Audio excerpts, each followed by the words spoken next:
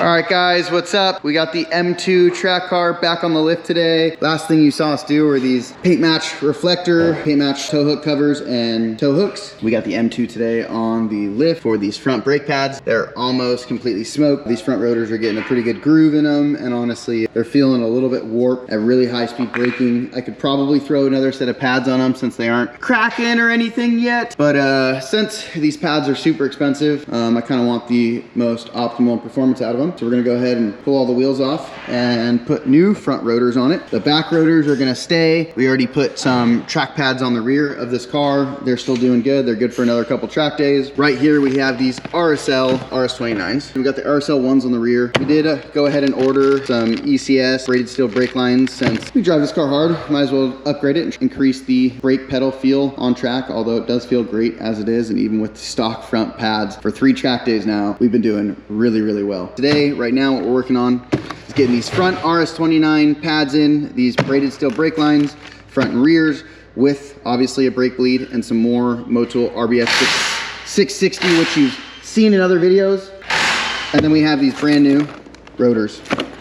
So let's go ahead and get these bad boys on the car right now. We got Ryan working on the car, zapping the wheels off. One thing too we're waiting on is a stud conversion. You can see we still don't have studs. Long story short, we got the wrong ones sent to us. They should be coming in this week. It'll be something else we'll be putting on the car. Car's coming along nicely. Got another big surprise coming soon. Stay tuned.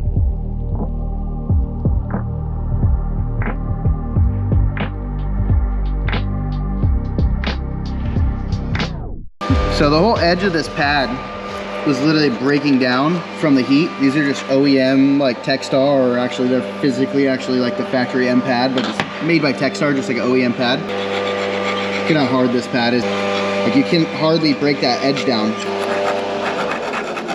It's literally like bacon. It's literally just like bacon. This thing will scrape away with your finger. It's shot. So those are the old pads from the M2, totally outside their heat range, getting smoked. That's why we're also just putting new rotors on, because these things have all that material embedded in them. And I could go bed in a new set, but these are already, you can see, just heat soaked. I was feeling some warpage at high speed, so we're replacing those. I've been feeling some crunchiness from the front end though, you know, and this car was in a crash. Playing around with the wheel bearings, just listening to them. I got my stethoscope here, listening very good with the stethoscope here into these wheel bearings. Started kind of hearing a little bit more noise from this one. On this side, I was thinking, driving the car, and just now we confirmed it. And actually, if we wobble it hard enough, we can just feel just the tiniest bit amount of play. So we're gonna go ahead and actually put some new wheel bearings that I have just so luckily on the shelf today. So we're gonna put those wheel bearings on as well.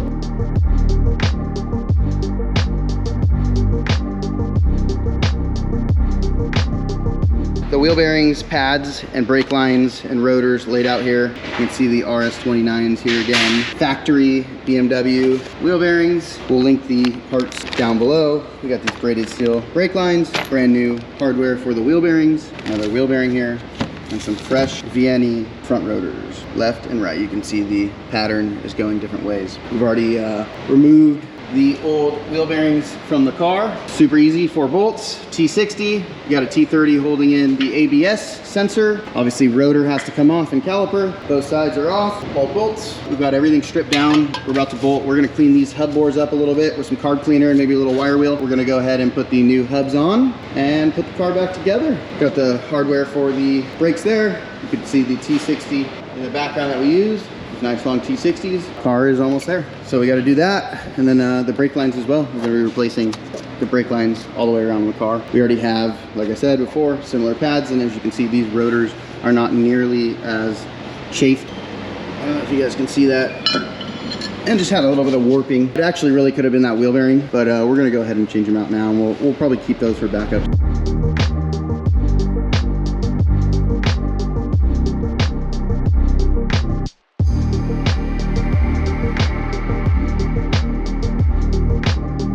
Look at how dirty it is, guys. All right.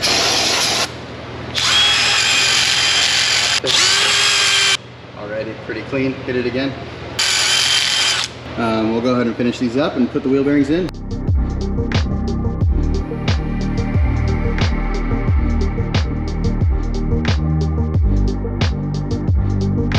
All right guys, we got the new wheel bearings installed and torqued in. 2 torque specs. So if you have an M12 1.5 bolt, it's 80 Newton meters, 90 degrees. If it's M12 1.25, which is what we have here, it's 120 Newton meters and 90 degrees. So we've gone ahead and torqued them and marked. I don't know if you guys can see, but I mark everything. See, they've been marked. We're about to put our ABS sensors back in with our T30s. I believe it's just 8 or 10 Newton meters for those. We'll torque those bad boys in, and then we'll go ahead and install our new rotors and pads and get this thing back together with our new brake lines as well and bleed the car.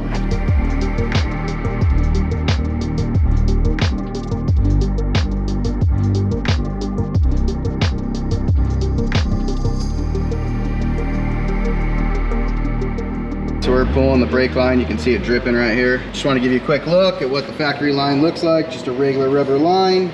Goes in here at the back, goes up to the frame here. You just loosen the nut. Some mustard and ketchup colors going on with the brake pads and the brake lines. So we got the brake line basically installed here. We're gonna do the final snugging, but it's at least locked in. That's how it's supposed to be routed. We'll put a little clip on right here. And yeah, basically that's final product. Looks much cooler though, seeing that red brake line in there. So we'll go ahead and finish up all 4 corners. We got the rears to do still. Give you a quick look at what those look like. That's what they look like. So we'll go ahead and get those changed out as well. We'll finish the brake flush on the car. Rear pads still got some healthy amount of life. So like I said, we're just gonna leave those, keep running that. Everything else looking good. Everything else is torqued and marked. So let's go ahead and finish her up. We got Ryan pulling off the line, almost there. Just finishing it up. And we'll go ahead and put the new line on. All right guys, so another quick look at the brake lines. They clip here, go to the back of the caliper here, up to the frame rail here. Really nice, like factory design with a little rubber cover insulator that keeps it from rubbing on the frame here and on the sway bar end link there. Very nice, very OEM-like, just how the OEMs were. Some of the other manufacturers like Stop Tech do not do this, and that's another reason I went with these ECS ones over another brand. Here's the rears in place, looking real good. All right, so we just got the pressure bleeder on, about 10 PSI. We got our little bottle rigged up. I've already gone around the car one time. We have our Motul RBF in there, bleeding out the air from the new brake lines here. Just gone around once, move back to the back. I start in the farthest corner. In a left-hand drive car will be your back right-hand side. So we'll go back to the back right. I'm gonna set this up. I'm gonna bleed this corner and then go to the driver rear, passenger front, driver front, and do both nipples. Start inside nipple and outside nipple since there's 2 nipples on the front and just 1 back here. Gonna get the setup and then we'll continue. This is the setup on the rear. We got an 11 mil wrench, both front and rear. Little bleeder bottle going to the nipple, hanging to the sway bar bolt, just going across here with a wire that holds it up.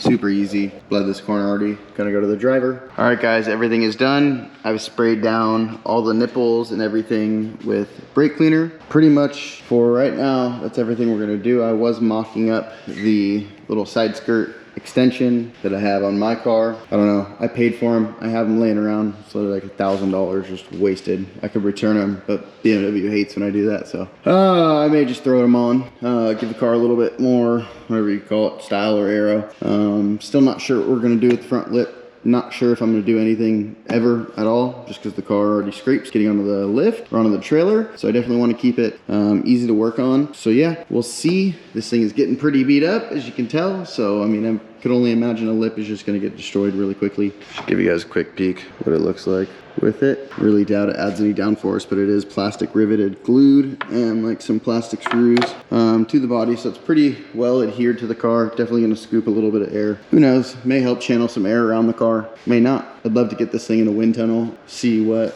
it does, where there's some negative spots, try and fix what we can and create a little bit more slipperier car. Something with a little bit less drag coefficient. We'll work on that later down the road. It's something I'm interested in doing with this car, and we'll see what we do. All right guys, she's ready for her road test. Rotors are all cleaned, gotten any fingerprints off of her. All the wheels are on, ready for a rip ski. I'm excited, see if these brake lines made any sort of difference. Hope so. We'll find out shortly. Everything's all marked and torqued. You can see the wheel bearings there, much better. Just loving all the new mods. The ARM charge pipes, Muscle Man, billet, oil thermostat, and can't see, but our new radiator, DCT CSF oil cooler, our Mishimoto oil cooler, and our Dynan heat exchanger all just packed in here. Got all the cooling mods, loving that. Cap's all done, brake fluids topped off, coolant, everything's been checked. She's basically track ready again.